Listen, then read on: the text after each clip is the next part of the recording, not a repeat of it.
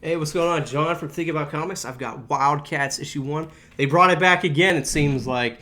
I was a big fan of WildCats. This was one of those books I ran to. I got this cover. I got the chrome metal, whatever you want to call it, the 90s special edition cover that they did.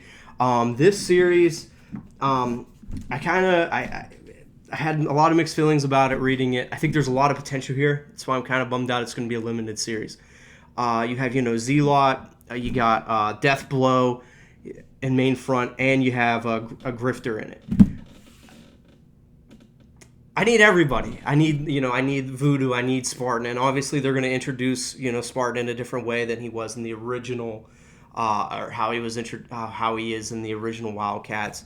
But different additions to the Wildcats team from other Image series that were, Death Blow had his own book. The one thing I didn't like was we got Abigail Fairchild, Gen 13. I love Gen 13. She's more of a leader.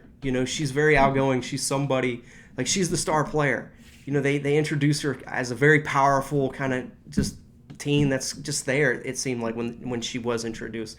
And that kind of upset me. I feel like there's a lot of potential here that they can do so much with, and I always feel that DC always drops the ball when it comes to these, the Wildstorm products, whether it's, Stormwatch, Wildcats, Gen 13. We just got a Gen 13 hardcover not too long ago.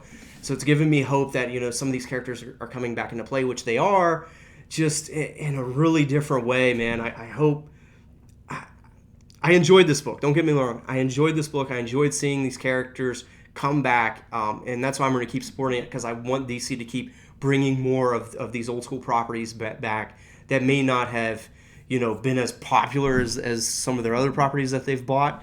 But there's definitely so much you can do with Z-Lot, Spartan, Voodoo, and Grifter, and I want them to be main players in the DC universe, especially when it comes to Gen 13, because that could definitely be something that it rides with the Teen Titans. But they got to get those characters right, and it's got to feel, really cool and fun. The only nostalgic thing I got out of this book was just the name Wildcats. It felt like something completely different. Which I guess isn't a bad thing, but I went into this book thinking, okay, am I going to get a 90s vibe from this? And the reason why I felt that was, I had the facsimile edition of the Superman 75, his death. I had the 30th anniversary of his death. You're advertised in the 30th anniversary of this book. We have all these characters, on this cover. There's so many variants where we have homage to the Jim Lee covers, and I don't get that from this book, and that's what drove me so crazy when I was reading it. Overall, I enjoyed it. I liked it. I'm going to be with it. I hate that it says limited series. I feel like there's so much potential with these characters, mainly because they're operating underneath everyone. They're trying to hide from the superhero community. When they were doing their operation, Grifter and them had to get out of there before Nightwing and Orphan showed up. And here they end up getting attacked by Green Arrow. So they're operating like the semi-old X-Force team when it was led by Wolverine and all of them, when they were, kind of doing their own thing and the rest of the X-Men didn't know about them.